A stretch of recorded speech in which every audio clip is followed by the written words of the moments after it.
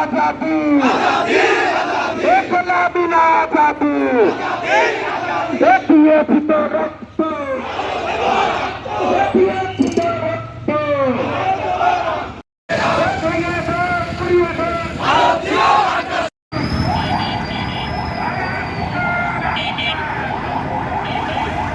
তার পরিবারের যতটা না ক্ষতি হয়েছে তার চেয়ে অনেক বেশি।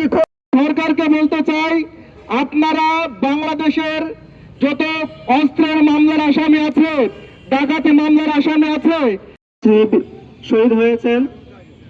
এই ফ্যাসিস্ট হাসিনা, স্বৈরাচারী হাসিনার দোসররা এই বাংলাদেশে অস্থিতিশীল করার চেষ্টা করছে।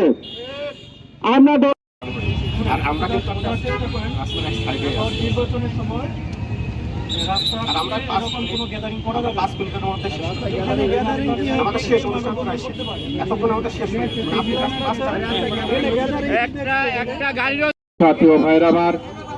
উসমান হাদি একটি বিপ্লবের নাম, উসমান হাদি একটি আন্দোলনের নাম।